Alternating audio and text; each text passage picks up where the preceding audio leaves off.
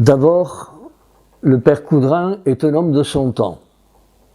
Il a vécu une époque tumultueuse de l'histoire de France, la Révolution française, et il n'est pas resté au bord du chemin comme un spectateur, mais il a risqué sa vie à cause de sa foi au Christ et de son attachement à l'Église. Et devant la tournure que prenaient les événements, il a estimé qu'il ne pouvait pas accepter les décisions des hommes politiques en matière religieuse. Il s'en méfiera d'ailleurs toute sa vie. Et il décide d'aller à contre-courant. Il devient un résistant à cette vague de déchristianisation organisée. Ce qui me touche chez lui, ce n'est pas tellement ce qu'il a fait, car il a fait ce que beaucoup d'autres prêtres faisaient à cette époque. Son premier souci était, comme il le disait lui-même, d'être utile à l'Église.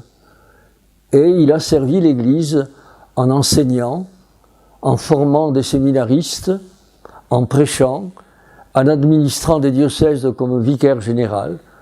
Rien de très original finalement.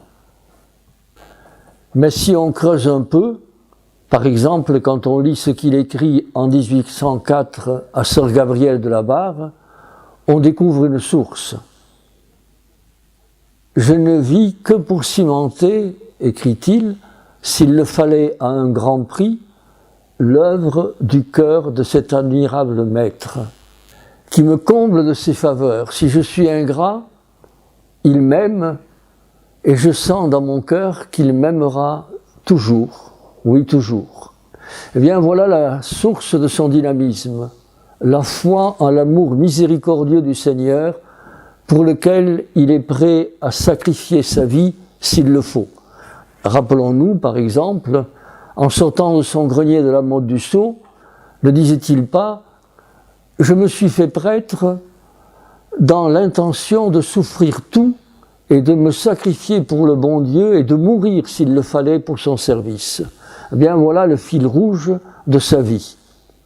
Une passion brûlante pour le Christ et son évangile, ce qu'il nommait le zèle. Alors le dernier aspect qui m'inspire chez le bon père, c'est cette ardeur pour annoncer l'évangile, quoi qu'il en coûte. Comme lui convient bien cette exclamation de saint Paul, « Malheur à moi si je n'annonce pas l'évangile ». Et je terminerai en disant que ce qui ne gâtait rien, c'est qu'il était un homme bon, bienveillant. C'est en tout cas le souvenir d'un bon père qu'il a laissé à tous ceux qui ont vécu avec lui.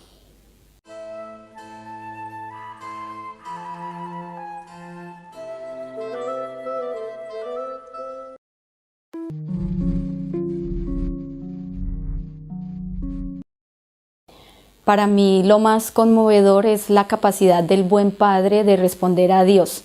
Toda su vida es una respuesta intrépida. Primero entra en el seminario y se compromete con una iglesia que empieza a vivir un periodo conflictivo. Un poco más tarde decide pedir la ordenación sacerdotal y efectivamente es ordenado en secreto en una biblioteca. A pesar de esta situación, su respuesta es audaz, marcada por una profunda confianza en la providencia.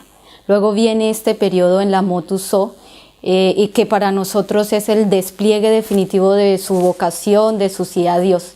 Notemos que el miedo nunca fue un obstáculo, nunca. Yo creo que el buen padre experimentó mucho miedo, pero también confianza en la obra del buen Dios.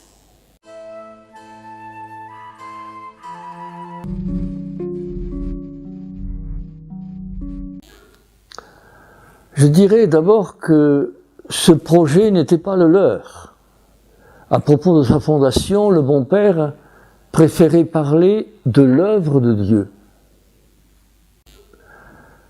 Pour cerner cette œuvre dont Dieu leur a confié la réalisation, il est nécessaire de se rappeler la situation religieuse de la société française à la fin de la Révolution.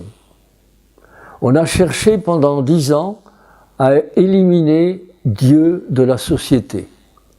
N'est-ce pas d'ailleurs ce qui se passe peut-être d'une autre manière actuellement dans bien des pays?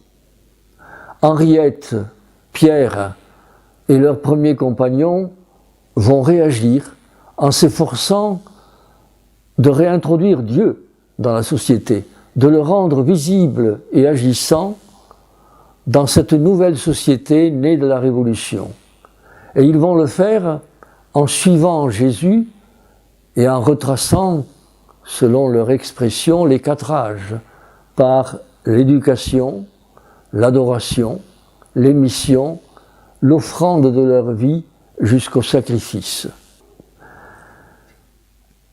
Il me semble qu'à partir de là, nous pouvons relever 4 caractéristiques de ce projet que l'Esprit Saint a confié à leurs soins.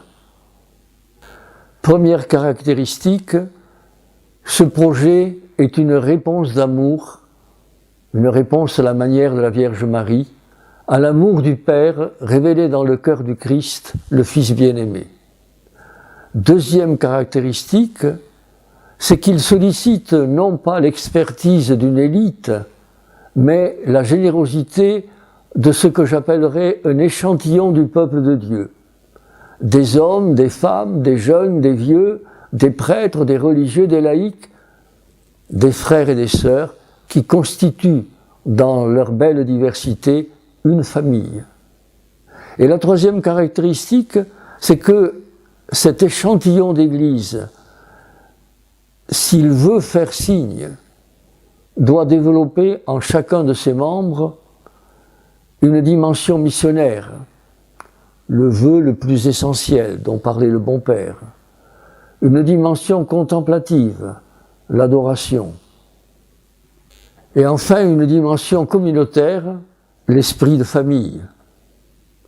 La quatrième caractéristique, c'est la réparation, qui est l'objectif ultime du projet.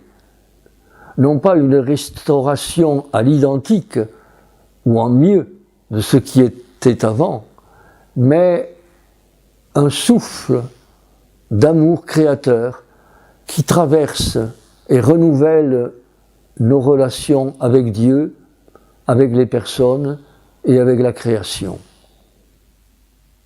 Avec la grâce qui jaillit du cœur du Christ, il s'agit de réparer le vivant par l'amour. N'est-ce pas là un programme pour aujourd'hui ?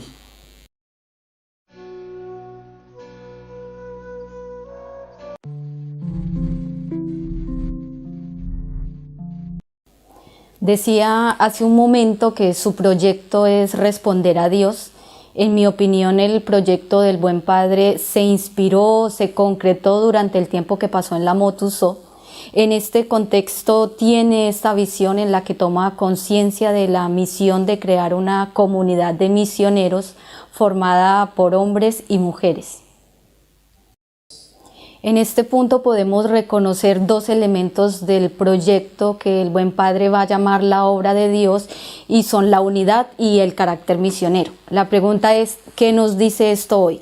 Bueno, nosotros somos conscientes que estamos en una sociedad dividida, líquida, donde los intereses de cada uno son diversos, pero no podemos olvidar el proyecto original, la unidad, que no significa uniformidad, en la que todavía hermanos y hermanas tenemos que hacer muchas elecciones y aprender a caminar juntos en la diversidad.